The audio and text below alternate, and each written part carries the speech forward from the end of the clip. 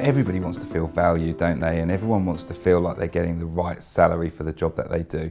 And I completely accept that you can go somewhere else and you will find a similar sort of role with more money, because you always will. But actually you've got to be close enough to say to people that actually you're not a million miles away. And if you're 10 or 15,000 pounds adrift and you've got a real problem, and they're probably going to quit, and then you're going to struggle to find somebody else. And when that happens, you're going to end up putting the salary up anyway. Salary benchmarking is looking at your existing employees' pay and packages and understanding whether or not they're comparable to everybody else. And there's a number of ways to do that. One is that you could just have a look on job sites. And so if you've got a receptionist and you want to understand if you're paying her the right amount of money in central London, you go onto job sites, look for receptionist roles in central London, and that'll give you a general idea of whether or not you're in the ballpark. There are other ways as well, for more diverse roles or more structured roles, that you can buy data and have a look at that. But there are certain things to bear in mind, that if you're purchasing data, it's already out of date.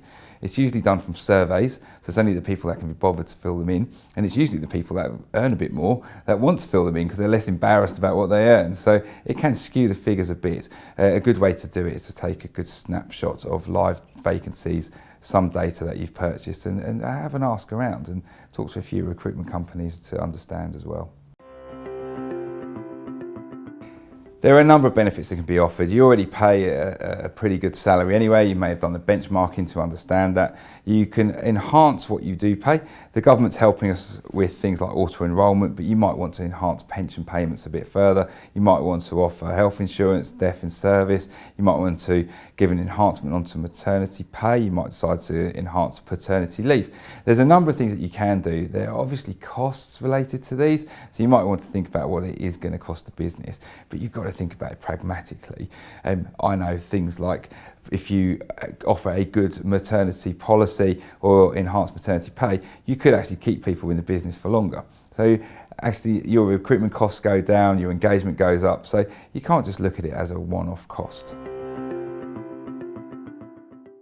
Pretty much all benefits have a cost, so even free car parking isn't free because you've got to pay for it. Free tea and coffee, again, you have to pay for it. But there are other things like employee recognition, things like employee of the month, stuff like that. That doesn't cost you anything, it is a benefit, I suppose. You could also go and talk to your local sandwich shop or your local bar or your local restaurant and see if they would consider offering your employees a discount, and then maybe put some things around that with a gym, or perhaps so a guy that comes and delivers sandwiches at lunchtime, to see if you can get a discounted or preferential rate, because these are all still benefits that are going to cost you pretty much next to nothing.